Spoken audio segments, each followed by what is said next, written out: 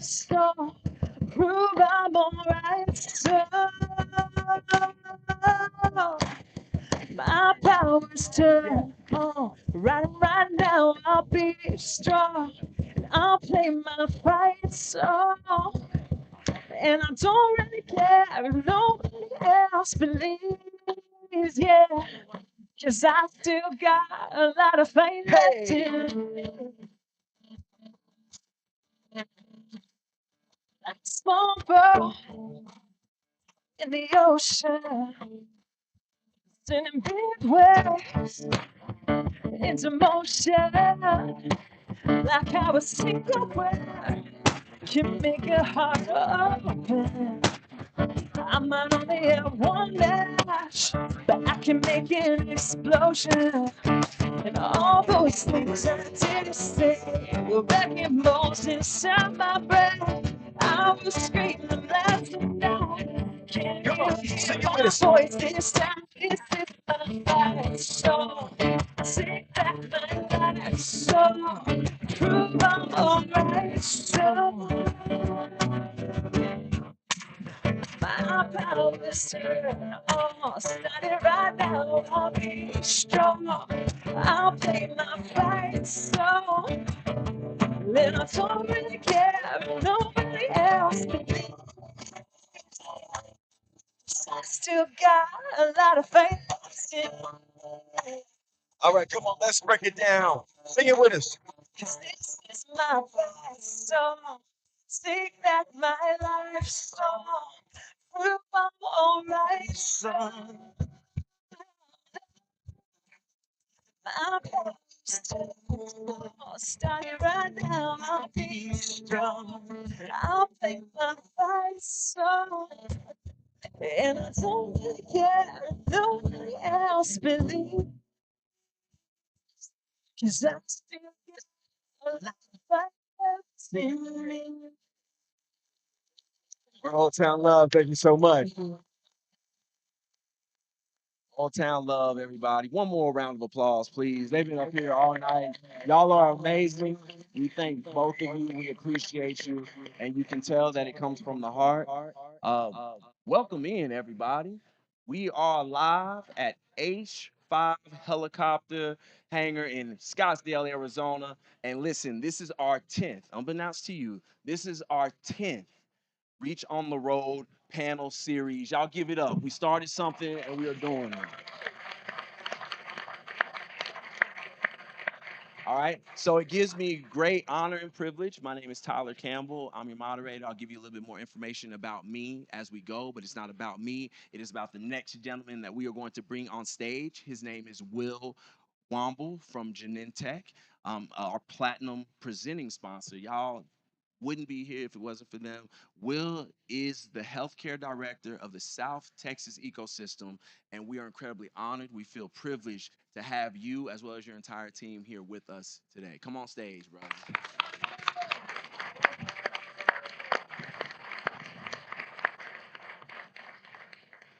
Okay, I'm gonna stand on the side of the stage for a moment, if that's all right. That's all right. All right, thank you, Tyler. Tyler Campbell is a dear friend of mine. I had the great opportunity to meet him many years ago and couldn't be prouder to be a part of the Genentech team as the platinum sponsor this year.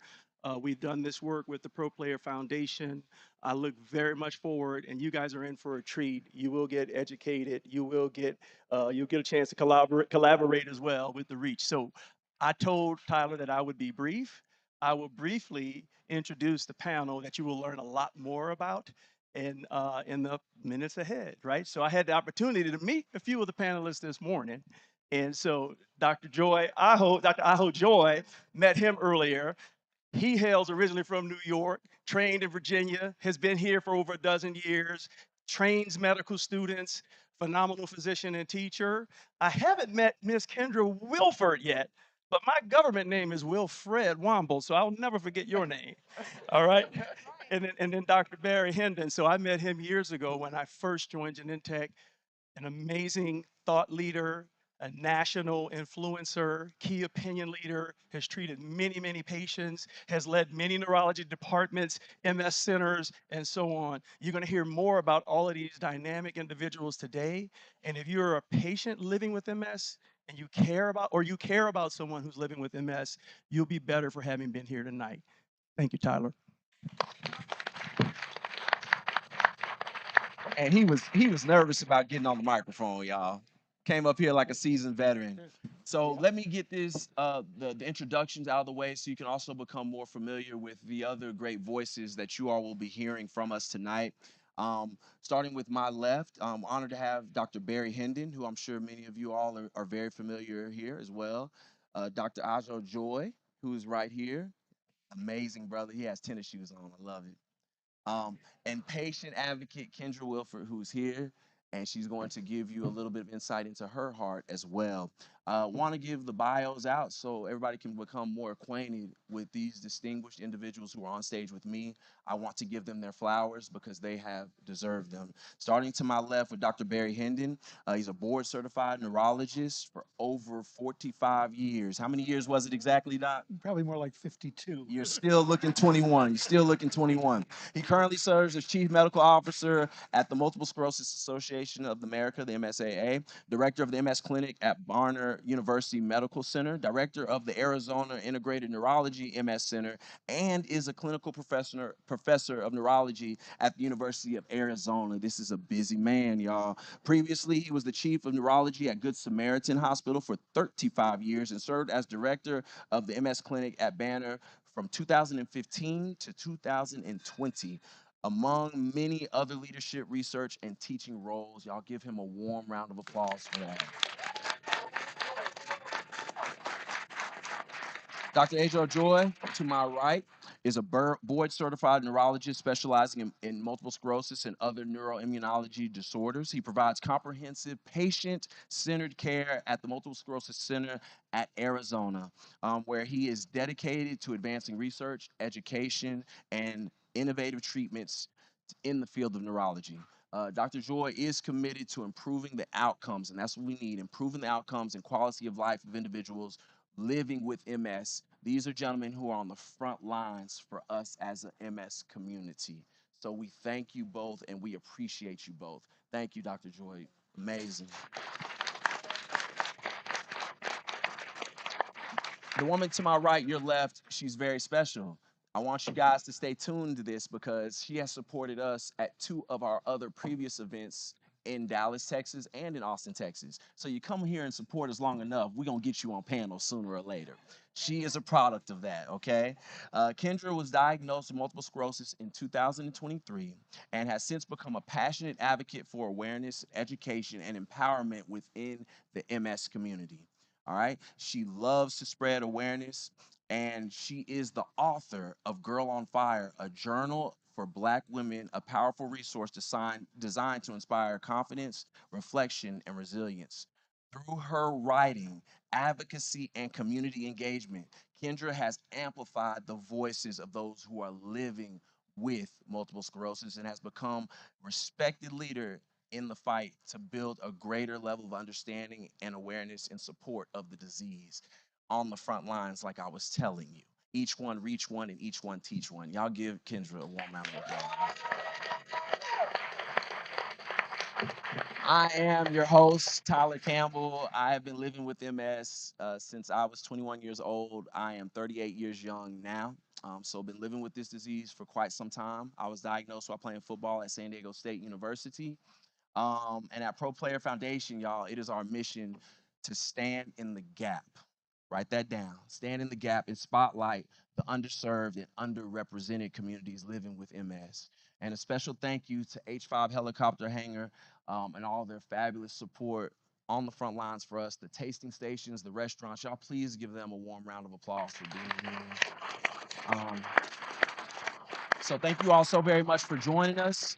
Special thank you to our sponsors, our platinum sponsor, Genentech, our Heisman sponsor, Biogen, our own Orange Zone sponsor, Novartis, our all-star sponsors, ANI, TG Therapeutics, the Campbell sponsors. We got Xander Vision. Listen to me really quickly. I have a teammate, y'all. Um, you never know what type of friends you have until you need them. And many people talk about it, but some people actually live with what they say. Me and Jason probably have talked over the phone every once in a blue moon. But for him to have his company's and division come out and support, I just want to say thank you, my brother. I love you and I respect you. I appreciate you. Xander Vision Medical Consultants, 1011i.com. My buddy Jeff, a real hero, and Resort Time. We really appreciate you guys. Thank you so much for your support and being here. And now we're going to get into one brief video. If you guys will pay attention to the screen, we're going to get to one quick video from Genentech telling you a little bit more about them and what they do and what they're passionate about.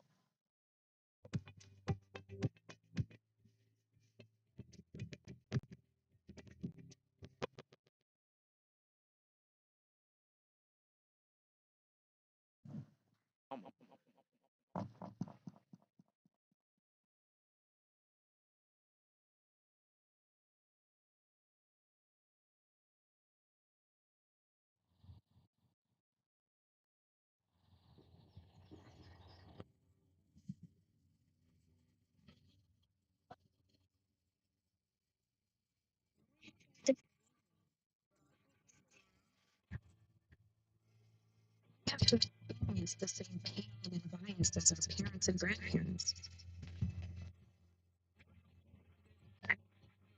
The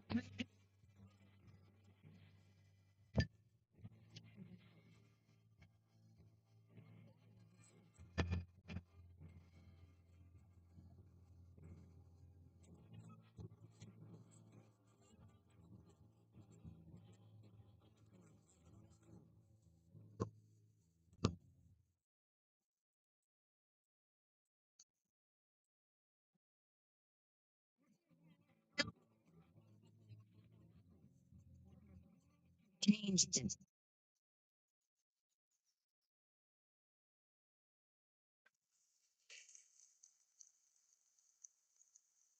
Welcome back, ladies and gentlemen. It is an honor and a privilege and special shout out. We have people who are tuning in via live stream, via YouTube, via various social media platforms. We thank you all as well for tuning in and supporting us. First question right off the bat, coming to you, Dr. Hendon. No pressure, right? No pressure.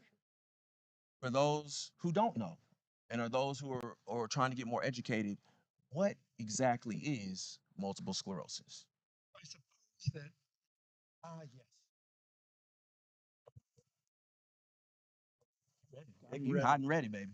I suppose it depends upon whom we ask. So there's probably a scientific explanation. There's probably a human answer to that one too. So the science answer is that it's an autoimmune illness, which the immune system that's supposed to protect us from bacteria and fungi and cells that don't belong there somehow gets a misinterpretation, a misprogramming, and learns or mislearns to attack the central nervous system. So that means the brain and the optic nerve and the spinal cord. It can produce it in attacks and acute inflammation. Sometimes it's just a slow progression, but those are the two biological forces that drive changes in MS. I have, on the other hand, asked groups of people, what is MS, or living with MS, and their explanation might be the science, but it might just be a pain in the neck. That's what MS That's a is. good It's a pain. classification of it. I will say, maybe in a final answer, MS, as I would define it today, is very different from the MS that I would have defined the day I came into neurology, because then it was a disease that was, for the majority of people, life changing. We now live in an era of medications that are so successful at reducing relapses that we can say to people who come to see us for the first time with MS, uh, we're going to try to keep you exactly as you are. So MS and the definitions change because we keep getting better at it. Come on, and that's even changed since I was diagnosed in 2007 because that wasn't the message even back then. Yeah. So that's awesome. Dr. Joy, I wanna come to you because we talk about football analogies all the time. Y'all are wearing some of your football gear, and sometimes I speak in football terminology when I go to the doctor's office to make it be acumen to me. So we're gonna talk about studying the scouting report really quickly. Um, Dr. Joy, what are some of the invisible disabilities that people don't see? And what tips do you have? Because it's something that we run into a lot with the disease, um, with people just not seeing what we are feeling.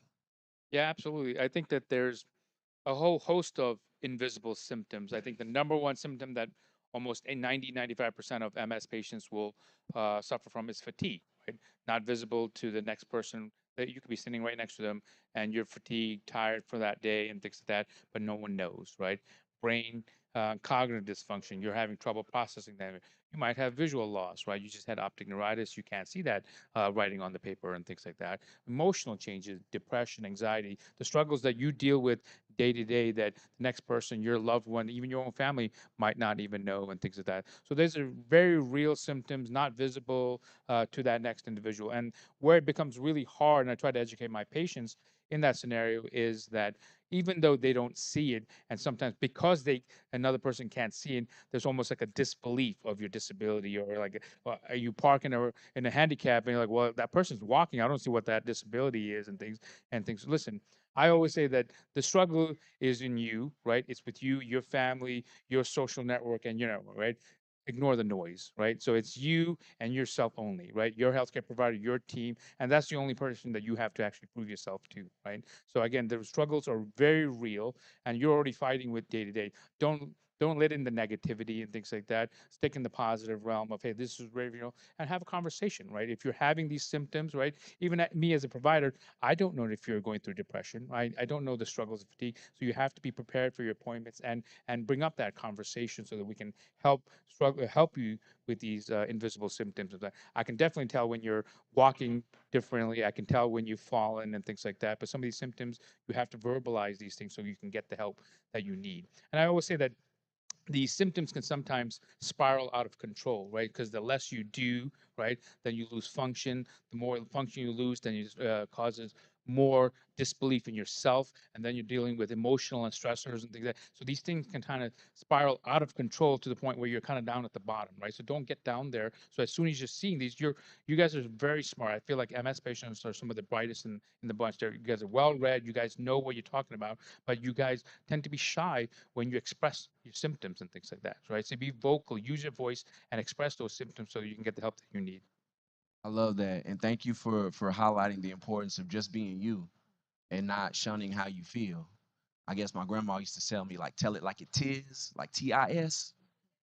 So when you get in the doctor's office, tell it like it is. You know, um, talking about the scouting reports and getting back to the football terminology, Doc, stay with me. The scouting report highlights a detailed report of the opponent's tendencies. Like you study the scouting report before the game, you're gonna know what the lead ups are of the opposing team. For example, in order for the Arizona Cardinals to be successful against the Indianapolis Colts, they have to be studying the scouting report for special teams, offense, as well as defense. That's called all three phases of the game for those of you who aren't in the football terminology. And the scouting report and what you know about your opponent often determines how victorious you will be in terms of dominating the person on the other end of the line of scrimmage. So your scouting report is incredibly important if it's a win that you want to achieve. So between you two, coming back and forth, and you guys can both answer this question. I guess Dr. Joe, I'll come back to you, and then you can piggyback off of it, Dr. Hendon. After being told that football was no longer going to be a possibility for me, I was faced with the daunting task of learning how to walk and communicate, talk, linguistics all over again.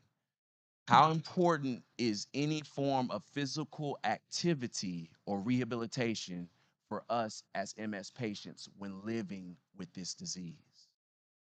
So I think that, physical activity, when you talk about MS, it's really a comprehensive care, right? I know that a lot of times we focus on drugs and disease modifying therapies and things like that, but physical activity, diet, and what you do is such a huge component of your care, right? And when you talk about physical activity specifically, you have to highlight a few things. Number one, in terms of actual activity, I kind of break it down into aerobic exercise, right? And then hit and resistance training, as well as core and gait and balance training and things like that, right? I was just at Ectrum's and I started attending some of the conferences, and they were like, "What's the science behind exercise and things like that?" And so, and the conference, what they said was that there is actual data, right, in terms of MS prevention, right? So if you do HIIT training or resistance training, actually decreases your chances of having MS relapse, right? In terms of disease modifying therapy, maybe, with some physical therapy, but the data isn't there. But the most robust data for physical exercise is in symptom management, right? The more you're active, physically getting exercise, it improves your pain.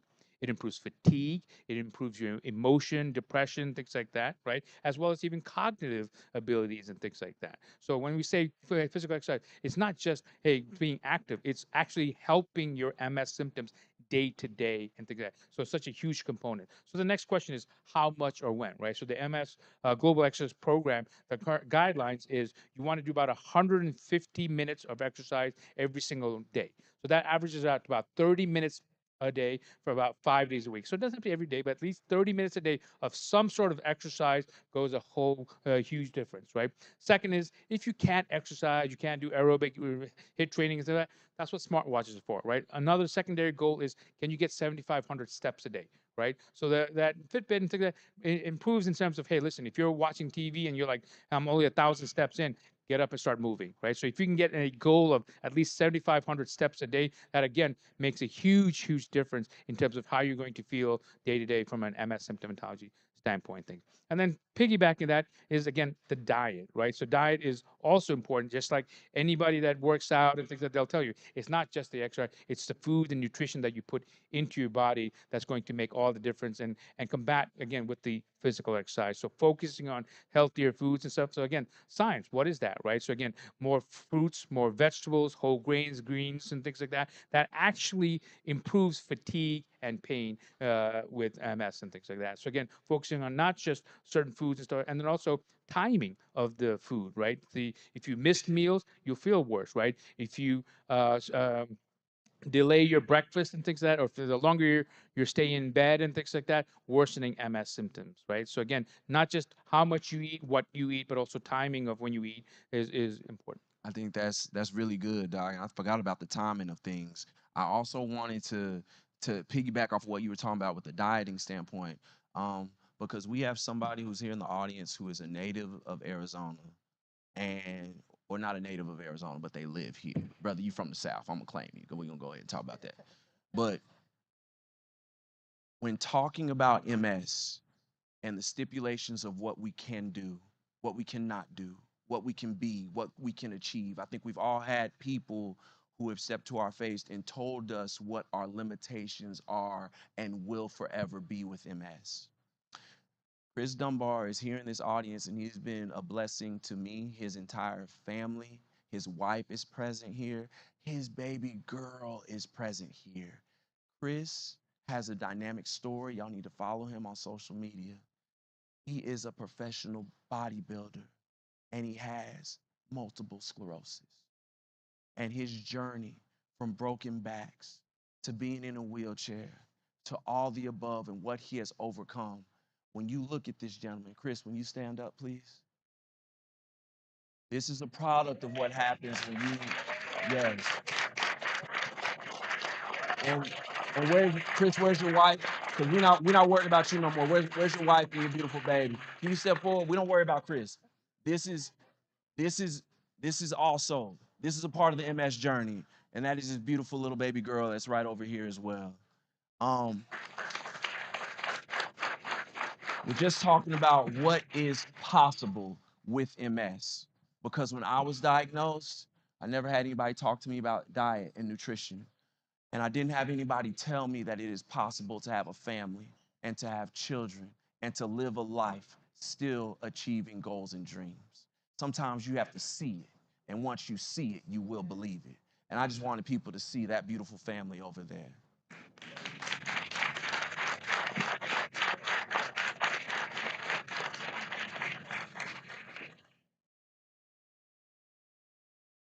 You can be seated, brother. You good. I was, Can I Doc, add? I just want to add, yeah. I can say it all day long, but you guys have to actually do it, right? I saw a lot of the hummus sliders were still there, and all the beef sliders were done. Talk to him, Doc. You don't get on So this. I'm just saying as an observation. Get on this. Get on. Oh, I feel bad because I didn't have one. I feel bad. Okay. Dr. B, I'm coming to you. As patients, we often feel like we're facing the blitz all the time. There's so many different roles. Paralysis, bladder issues, been there anybody? Spasticity issues, optic neuritis, constant fatigue and pain that you can't even explain. These are the things that we go through every single day. As we're facing the blitz over these symptoms, Doc, how can we slow down or even prevent the sack of aging symptoms with MS? Because having these things, we are going to continue to grow older with these. What can we do to help Sure, those things? sure. Tyler, I think using your football analogy, it takes a team. Oh, Doc, you better show out. Go ahead, Doc. We have a phrase that we tend to use, and that is, it takes a village. You can't have a quarterback without a team. And if you think that it is the neurologist who's going to do everything, you're going to have a neurologist who's spread really thin. The real success is how many people we have involved in best care. So it's not everybody on every patient doing everything, but it's really trying to uh, put the right person in the right place at the right time. So for some people, it is mental health that's the issue, anxiety, depression, psychiatrist to psychologist, treatment of those things. For some people, it is spasticity or pain, uh, physiatry, physical therapy, occupational therapy, the specialties that deal with that. Sometimes it's pain management when done right. That part. When done When right. done right. Sometimes it is the urologist. Often it's the urologist dealing with bladder issues, sometimes with bowel issues. And I could go on and on to the specialties. It's the ophthalmologist, it's the neuro-ophthalmologist. What I'm really saying is this is something that shouldn't be done by one person who thinks that they are going to cover all bases. It really is a product of a team, like a football team, with very special units, with various specialties within that team, but all gathered together for the same purpose. So if you don't mind my football analogy, it's about creating a team. Dr. Joy said the exact right thing, and that is we have a lot of things we do. We now have really extraordinary medications that reduce the likelihood of relapses really tremendously. It's been one of our great successes. We're moving toward a time of being able to have medications that do a better job of reducing progression. Great. But people live with MS on a day-to-day basis, and their symptoms are what affect their quality of life.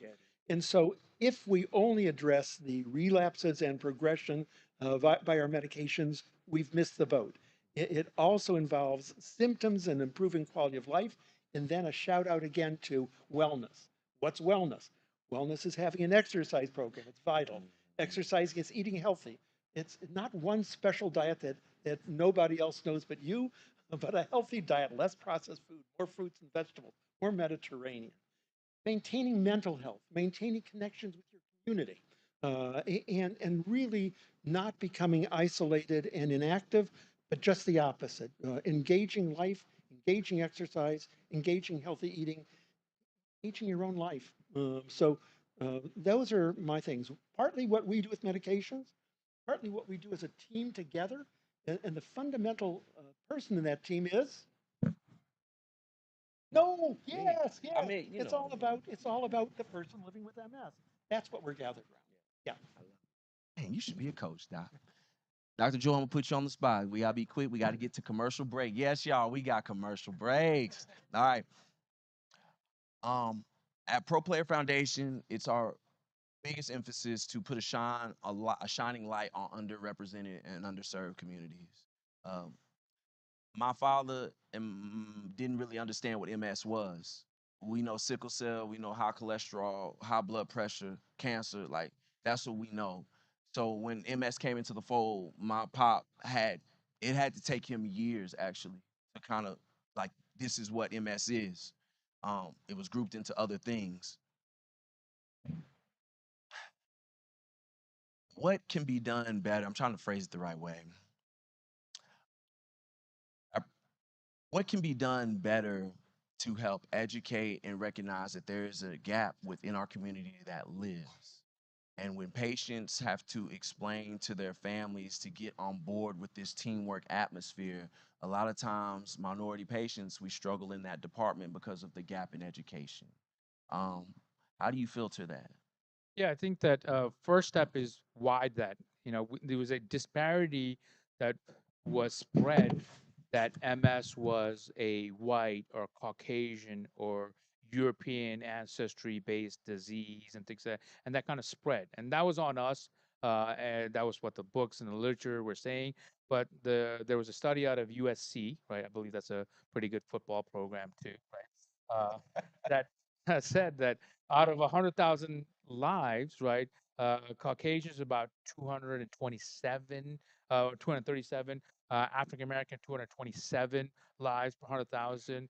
You talk about Hispanics about 70, and Asians about 22, right? So the reality is that now that gap is not that big, right, between the Caucasian and African American society in terms of incidence, but there are a lot of key differences, right?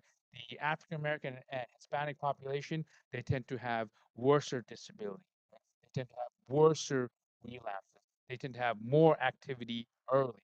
So it's more critical to get these patients diagnosed early, things like that, right? I know there are huge gaps in disparities, right? You think about lack of access, right? Delayed diagnosis, lack of quality healthcare providers in that area. Maybe there's a socioeconomic lack of insurance. There's all these disparities and things like that that are very existing. So we gotta bridge the gap, right? So it's venues like this, right? I think that these are the kind of venues, right, where we provide that. And I think that the pharmaceutical companies do a good job of patient programs and things like that. I can tell you of my experience that when I have a conversation with a minority, it's not just an individual. In the African American, they tend to rely less on me because I think there's inherent maybe bad experiences, maybe a distrust with the healthcare system and things like that, right? So they tend to test their families more. They test their pastor, their family, and friends and things like that, their community research more than me. Like, all right, let me verify what you just said with, and I'm like, that's fine. It's and I'm okay with that, right? I can tell you in the Hispanic family, it's not one individual. There's 8, 10 of them in the room, right? There's their cousins, cousins, and things like that, and it's a community decision and things like that, right? And that's okay, right? So my point being that we have to get down to their level, right? And so if what we need to do is, hey, we need to have programs like this at the local church, at the local community center, right? Venues like this, let's do it, right? I don't think that our outreach in the minority is going to be at an academic center or a hospital center or in a lecture hall where they're not going to be attending and things like that, right? So I think that we need to find ways to reach at their level, and we need to simplify the message. I think the biggest sometimes is we talk so much science that we kind of go over their head, right? So simplifying the message, making it very direct, making it understandable to them of what MS is and why it's important for them to treat and diagnose and treat this, I think is number one. I think the second thing is you identify with people, right? So I think that having patient advocates that are African American, that are Hispanic, and things that are non-Caucasian, right? So that now you're hearing their stories, and that's much more relatable to you than a 40-year-old Caucasian female and things like that. So okay, listen, if this person can have it, why can't I? And things like that, right? And then social media. That's how most of my patients right now get all of their information, right? Well, I read this and I'm like, you didn't read anything. You saw it on a social media network, right? So that's the truth, right? I can tell you how many patients told me, oh, I read somewhere. I'm like, you didn't read anywhere, you know? You saw it on a stream or something like that, and so my point being, but that is where they're getting information, right? And so then, hey, let's post that, right? Let's get the information out there that hey, it's not just a white Caucasian disease. It's your neighbors, it's your friends, right? Your coworkers that are with this, and that there are medications that can help them. So get the information out there. So meet people where they are. people where they are. We're gonna go to a short video to our my left, our Heisman sponsor. You're right, from Biogen. Go ahead and get that queued up. And to everybody who's on YouTube and all the other social media platforms, we will be right back after this brief video from our Heisman sponsor.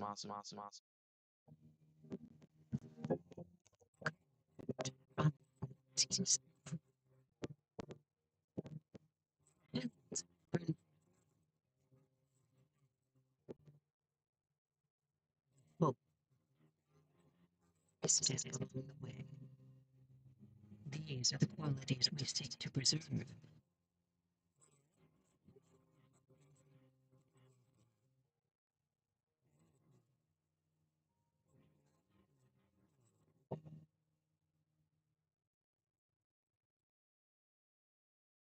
So welcome back, everybody. Thank you very much to our Heisman sponsor, Biogen. I'm going to bring forth our patient advocate, Kendra, for you guys to learn a little bit more about her and her MS journey.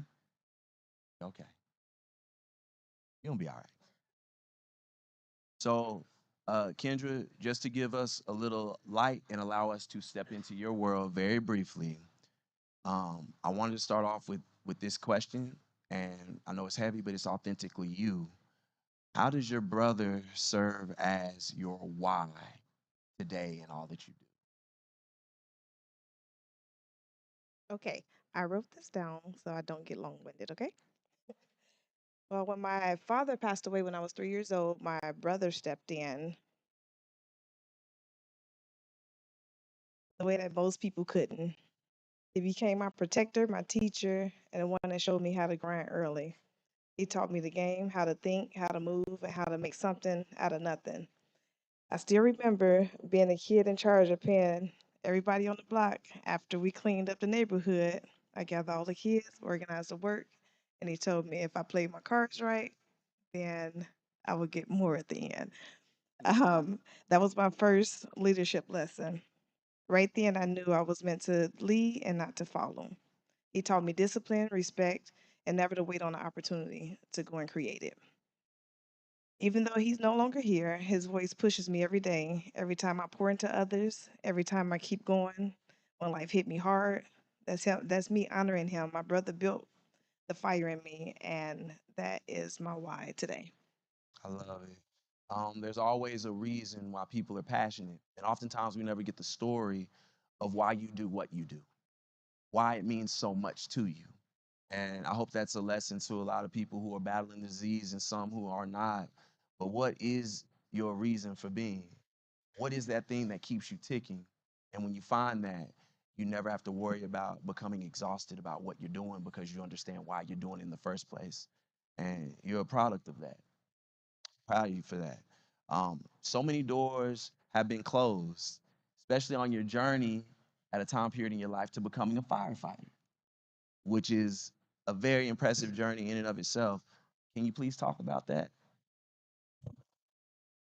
So the fire inside of me that lit that purpose was when my brother that put all of this fire in me, he passed away in a house fire. And I made a promise that I'll help people even if they couldn't help him. So in 2013, I joined what's called the Pastor Torch Fire Academy in Austin, Texas.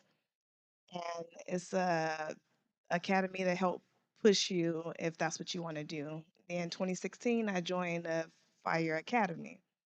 And the only black person, not only female, it was only about 5 females in there in this male dominating field.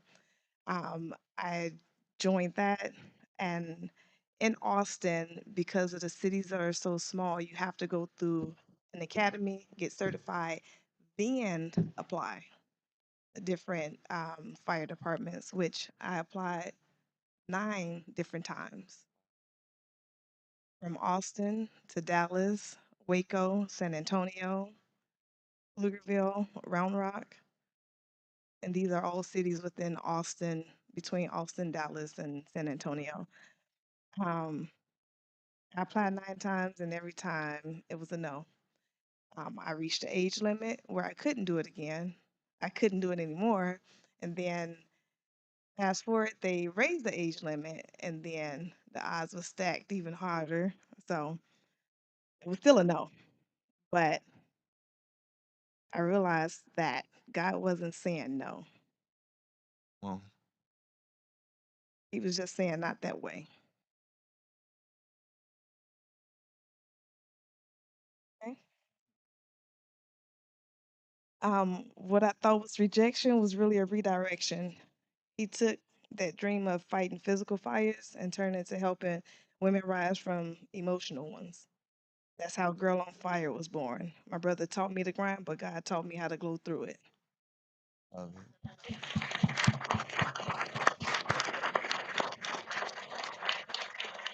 greatly appreciate your authenticity and your transparency. And you don't have to hide behind those tears. He's proud of you. So what was the road like to your MS diagnosis? Because that can be a journey in and of itself. But allow us to get a window seat into your heart. It was my MS journey started with numbness on the right side of my face. And at that point, I thought maybe I was stroking out, or maybe it was Bell's palsy, or, all these things. But I didn't dig deep into Google, social media, none of that, because they'll tell you you'll be dead tomorrow. But so I didn't do that. Doc said y'all don't read, we don't read, so don't. Yeah. Yeah, I didn't do that. So I went to several ERs, and nobody took me seriously. They like, oh, everything, your blood work is good, your CAT scan is good, your X-ray is good. It'll go away. I said, but it hasn't, and it's week 2. So I need y'all to do something. Dig a little deeper. The 4th emergency room, the doctor said, yeah, something's not right. I'm gonna refer you to a neurologist, which I feel like the first one should have done.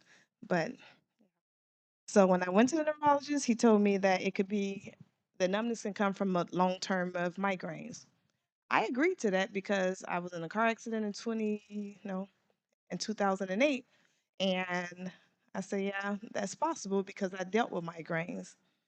Or he said a very, very, very 3 times rare case of MS, and I was like, yeah, that's not me. That ain't got nothing to do with me. I didn't even know what MS was, so I'm like, no, that's not me. And then I went to go do an MRI. He sent me to do an MRI, and it was on a Monday, which my Mondays are self-care days. And after I did the MRI, everything stood still. There was no traffic. There was nobody out. I went to the mall. I took myself to lunch, and I told myself that day it's a little too calm. And I was like, maybe this is my calm before the storm, not knowing what the storm was going to be. The next day, I get an email in my charts. My charts, is that okay? Is that all right? My charts with my diagnosis. 10 minutes later, I get a call from the doctor's office to say, hey, your results came back and you were diagnosed with MS. Any other questions? We're going to refer you to a specialist. I said, yes, it's not even a question, it's a statement. Y'all bedside manner sucks because this is not something that you call to give somebody over the phone. It should have been a doctor's visit, a doctor's office visit. This is a lifelong disease, not the common cold, not the flu. Take some Tylenol and you'll be all right tomorrow or the next day. So that journey, they told me they was referring me. I had a doctor's appointment with my primary that day. She was livid that they gave me the information that way over the telephone, and it took a whole week for them to send that referral to the specialist. I drove my happy tail right to that office and I asked them for the referral, and I'll send it myself. They got it before the doctor's office sent it. And um, I still didn't claim it at that point. I didn't claim it at that point. I waited till the specialist, till I seen a specialist for him to claim it and say that's what it was. And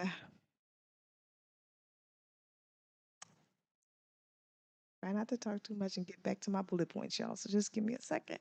Um, oh, at that point, I just went deeper in prayer until I got that appointment with the specialist. And that's when God told me to do something with that diagnosis, if that was it, versus sitting in it. So when I did go, that's when I came up with mindfully strong. To be strong in the mind, the body will follow, and vice versa. I realized that my diagnosis wasn't to destroy me, it was sent to define me. I took what could have broke me and built a movement to remind others that we can still stand strong mentally, spiritually, and emotionally no matter what life brings. Y'all give a round of applause.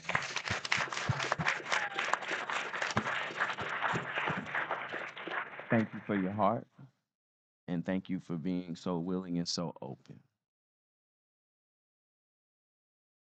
Dr. Joy. Oh yeah, you're Dr. Hendon, but you're on this too. You're on this too. Stop. Stop. All right. So we talked about this, and people often don't see or misunderstand what we go through. Sometimes they physically can't see it.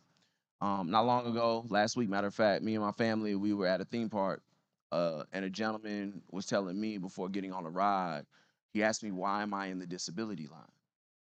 We in Texas, it's 100 and some odd degrees, and he said, you look like there's nothing wrong with you.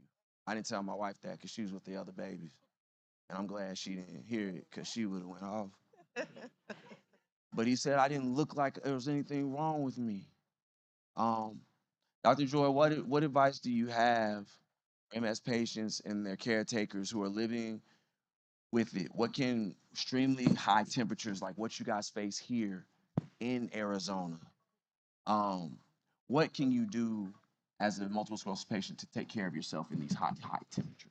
Yeah, I mean, I think that today alone, right? I'm sweating. I felt like I got transported to Houston or something like that, right? It's very little unusual for me. So I think to understand what to do, you have to understand the why, right? So the why is this: the heat sensitivity is very real, right? And they have a name for it, right? It's called Uthoff's phenomenon, right? And it's very real for MS and demyelinating disease. So what is Uthoff's, right? It is a worsening of your MS symptoms with an increase in temperature, right? If you're exposed to high temperatures and things like that, right? Then you have worsening of a lot of your MS symptoms, whether it's fatigue, weakness, gait and ambulation issues, cognition, energy, all of that worsens with exposure to heat and core temperature. So the patients always ask me, but why is that? And there's a couple of theories, right? The strongest theory is your core temperature, right? So as your core temperature goes up, the signaling between the neurons start to slow, causing the worsening of symptoms, right? And then the question there is also like, what are the symptoms, right? So most of the time, right, when you have worsening, it's a worsening of pre-existing or previous symptoms, right? Because remember, where you've had that injury, that demyelination, right, and you've had your optic neuritis or your weakness or gait issues, right? As the core temperature increases and the neuronal signaling slows, it's the pre-existing neurons that were already damaged that's most vulnerable to that slowing, right? So it's usually like, oh, I had this leg weakness, why is it worse, and things like that, right? The good thing is most of those are reversible. They're not usually permanent. It's reversible. You cool down, you rest, and things like that. And it's not just exposure to temperature like outdoor, even things like hot saunas, hot tubs, hot showers, and things like that. You can have worsening of these symptoms that they have. So that's the why. There is a second theory of skin temperature. The theory is that even if your um, core temperature doesn't go up, go high, and things like that, being out in the hot sun and things like that, even for moments where your skin gets hot and things like that, you can have worsening symptoms. Again, understanding that your skin itself is also an organ that thermoregulates your core temperature. It's even high heat exposure just for brief moments can actually worsen your symptom of that. So that's the why, right? So then understanding the why, then what can you do, right? Number one is hydration. I know we say it, right? But I'm telling you how many times I've seen my MS patients roll into my appointments, right, in July with a bottle like this. And I'm like, what are you going to do with this, right? No, not a drink. What I'm saying is a water bottle that's this small, right? So my point is, Hey, I was looking like, no, don't pick that up, no, don't yeah. pick that up. No, what I'm saying is it's a small little water bottle, right? Hydration, right? Hydration is such a huge component of the treatment here, right? So you have to give your body the hydration. I say like thermoregulated flask so that you can put ice in there and keep it cool and things like that. And then long sleeves, like cooling things, right? So making sure you have loose, long sleeves, so exposing the sun and things like that. Breathable materials are very in now. Those help, right? Cooling vest, cooling towels, cooling sleeves, and things like that are important, right? And then the last one is making smarter choices of when, right? So don't go out in the high heat, especially in the middle of the day and things like that. So make smarter choices. Hey, I'm going to go early in the morning or late at night, and I'm not going to allow myself to go in the middle of the day when I know I'm at risk for worsening my symptoms and things like that. Love it. Um, Coming to you, Dr. Hendon, just what words do you have of encouragement for patients and closing remarks from you all as doctors who feel real marginalized with MS just in their everyday lives? Just a word of encouragement that you can briefly offer them. Let me give a few words of encouragement. The first is to Kendra. I want to tell you how important it is for everybody to hear how the journey may not always be smooth, and how important it is for us all to listen and pay attention so that people's journey is a lot smoother than the one you experienced. And to you, Tyler, it's the same story, and that is you can be out looking like you can do everything, but you know that there are limitations and things that happen. And what you're both doing is serving as advocates so that awareness is raised as to what goes on with people with MS. Dr. Joy and I can talk as much as we want about the academics of MS, but there's something especially important here, what's in the life. And then I will tell you that you know you're not alone and that we're doing a way better job of dealing with MS and MS in the whole community, not just in a part of the community. So if it's Mitzi Williams, if it's Annette Okai, if it's Liliana Amescua, dealing with communities that were previously less recognized, this is something we're doing better and better. So your voices, your message, their voices, their messages are a big deal about change. But I would say, if you said, what would I tell people? It's what I tell people all the time when I first see them with MS, and that is in 1992, before we had our first disease modifying therapy, uh, when someone came in to see me with a new diagnosis of MS, there wasn't a darn thing that I really could do that was going to move the needle. And at the time, you're too young to remember the phrase, but the phrase about neurologists in those years was diagnose and adios. Because we didn't have anything. And I always go to the literal. Diagnose and adios isn't diagnose and goodbye, it's diagnose and adios. You're in God's hands. Diagnose and adios. There's nothing we can do. It's a really different world. The day I came to Arizona, there wasn't a CT scanner in the state of Arizona. There wasn't a disease modifying therapy. There was one MS specialist in Tucson, Dr. Bill Sibley. Now we are at such an advanced stage compared to then, and we're doing better and better. So the experiences that you had, we hope, are partly historic and getting better.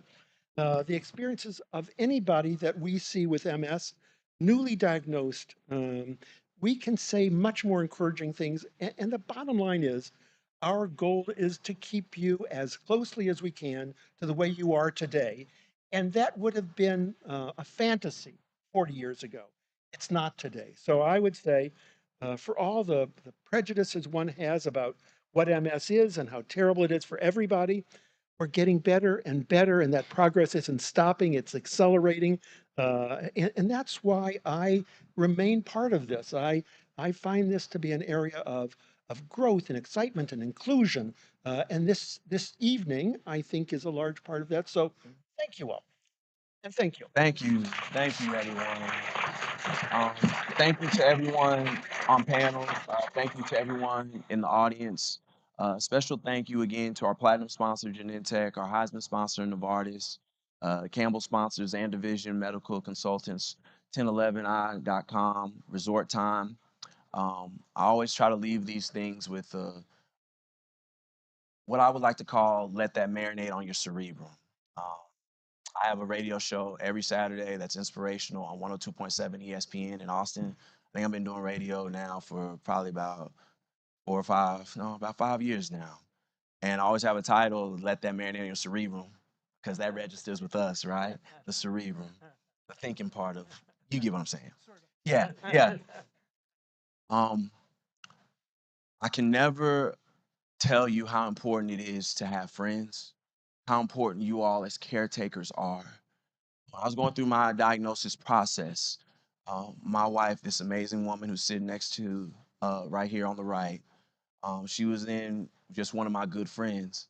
And upon getting diagnosed, I was diagnosed in California. I'm from Texas. I didn't really have much family. Her and Mary B. But my wife climbed into my hospital bed, or my friend at that time climbed into my hospital bed, and she told me, "You're gonna be okay." And sometimes I don't want you to overvalue who you are as caretakers and how much your words of affirmation can begin to be the catalyst that begin to jumpstart somebody's recovery and where they are. Don't get so caught up to believe that you aren't important, that your time and your energy does not matter. Her words were able to change my life, and they are still changing my life on the regular for the life that she speaks back into me. You also can't heal if you conceal. You can't heal and begin growing in your journey if you are internally fighting this battle by yourself or thinking that you can do it alone. You aren't meant to do this alone, MS patients. We are meant to do unity amongst community. So please don't be afraid to open up people into your world and tell it like it is. And don't be shameful to allow people to help you when you need help, because we all need a hand to lean on. I think Dr. King said it the best in terms of don't stop moving. If all you can do is wiggle your finger because of what this thing is doing to your body, then you move that finger like it's nobody else's business. If all you can do is walk down the driveway, then walk down the driveway and walk it with pride. And if you have a limp with a king, then you make that thing have some swag. And you tell people you got it going on with what you do. Okay? He said this April 12th, 1960, at Spelman College. If you can't fly, then you run. If you can't run, then you walk. But if you can't walk, my brothers and my sisters, then you crawl. But by any means necessary, don't stop moving. This has been our Reach on the Road panel. We travel the country doing this thing, and we want you to tell a friend about what we do at Pro Player Foundation. Visit www.proplayerfoundation.org. And if it falls over your spirit to make a donation, please do so. You take all the information that is on top of your booklet, on top of your table, and you share them. Tell others. In order for us to keep traveling and to keep reaching, we need y'all's financial support and contributions. I will not rest until we find these gentlemen another occupation, because we found a cure for what it is that we have. Does that make sense? Okay, so we need y'all support for that. Love each and every one of you. We thank you all so very much for your time. Thank you everyone online for tuning in. Please travel safe. Each one reach one, each one teach one, and lift as you climb. Don't leave your brothers and sisters behind. Y'all take care.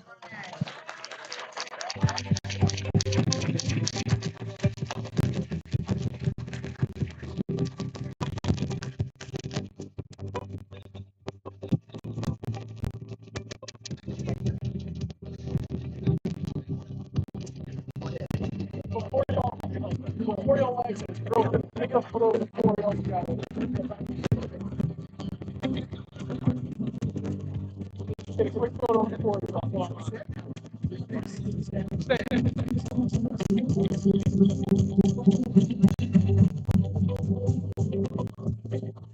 Wonderful job. Thank you guys.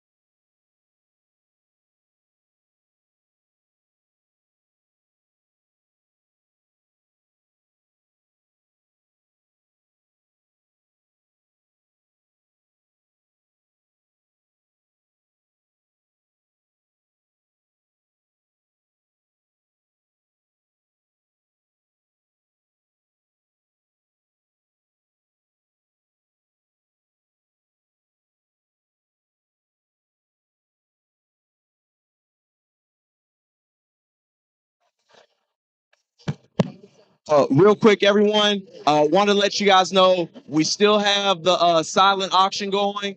We still got Jersey Mike's who's in attendance, so there's more food. We'd love for y'all to take something with you as you go. Take something home for your friends, take something home for your family. Please visit, come get something else to eat, and take a look at that silent auction table. You don't know what you got on, all right? Oh, and the bar is open as well. So bar, food, silent auction, y'all find it.